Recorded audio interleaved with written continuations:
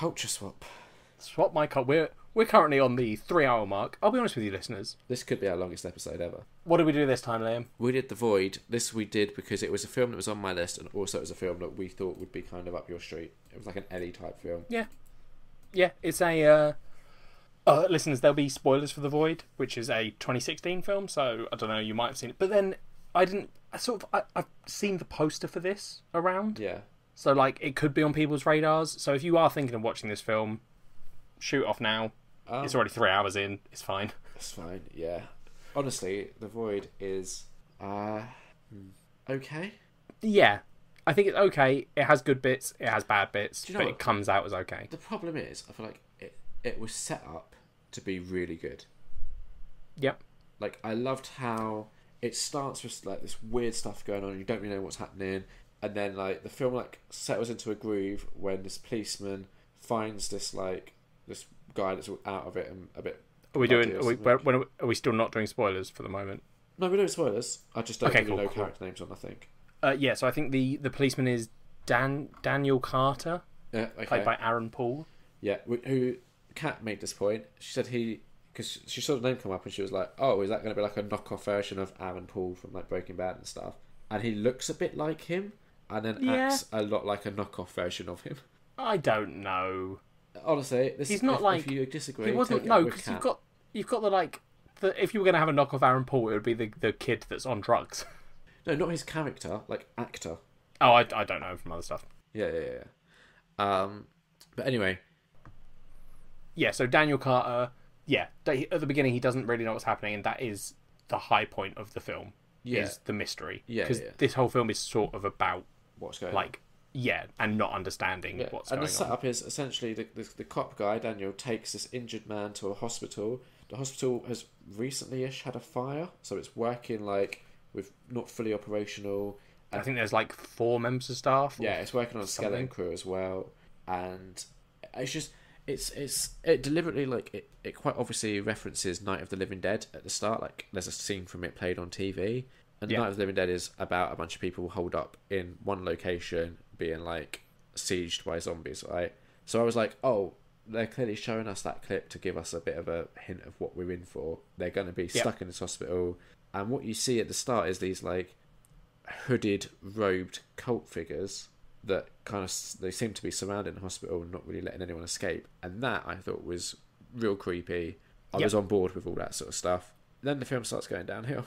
To be fair, right, I still was enjoying the film with the first monster. It was okay. For me, the point where I was like, yeah, fine, was the ending. Like, the moment you get down to the basement with the triangle. Yeah. Which is, so basically, this whole film is like, it turns out there's this cult happening, which is led by one of the doctors who's in the hospital. He's trying to resurrect his dead daughter. His daughter died and he couldn't save her, so he's dedicated himself to bringing her back. And the way he's done that is he's sort of created this mystical cult where he seems to be brainwashing people. Yeah. And then he can also impregnate them. Yeah, he does this thing where he like brings...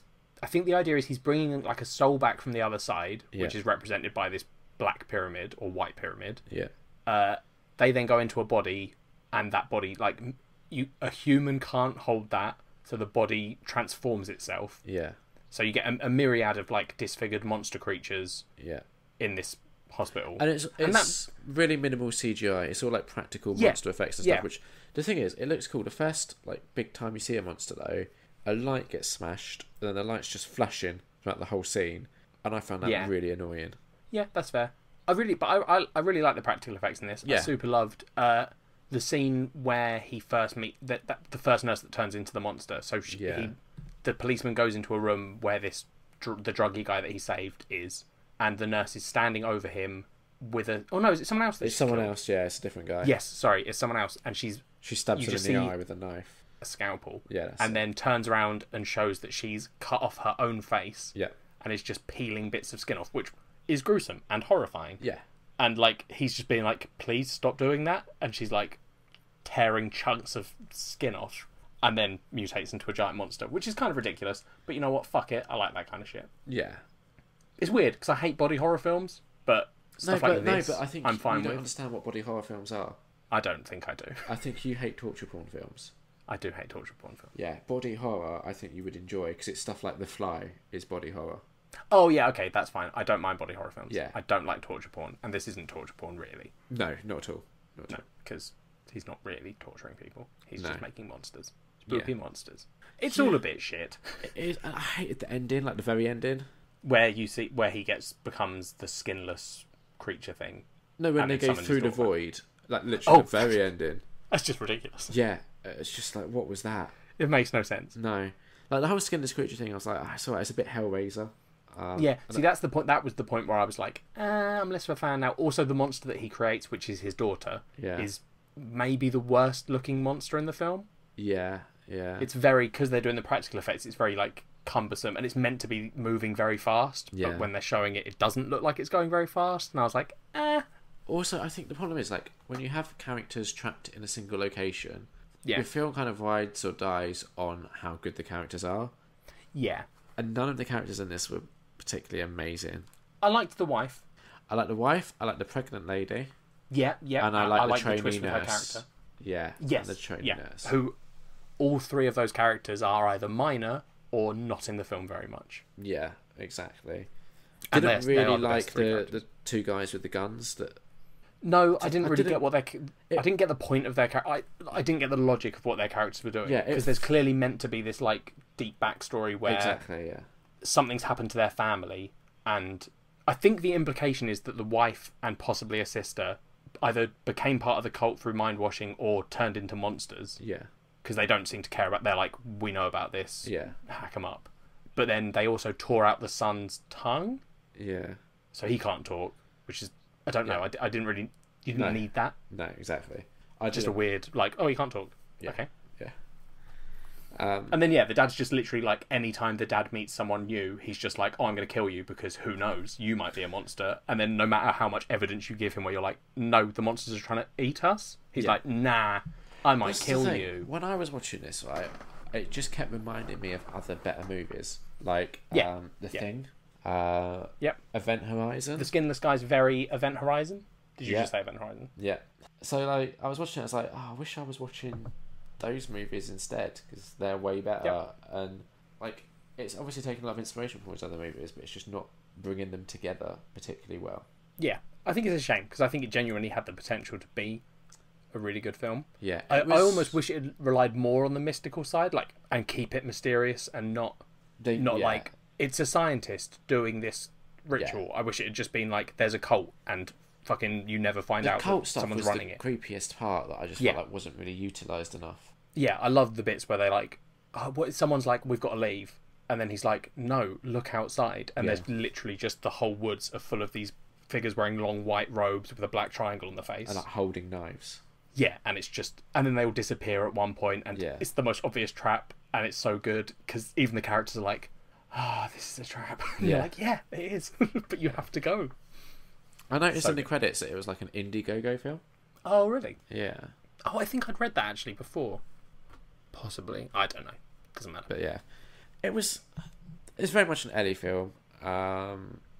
Yeah, but I can see why, but even then, like, But like I was it didn't, hoping it like, didn't do enough to be an Ellie film. Yeah, I was hoping the horror would make it like you'd have the sci-fi for you, the horror for me, and we'd both start the year with a good culture swap.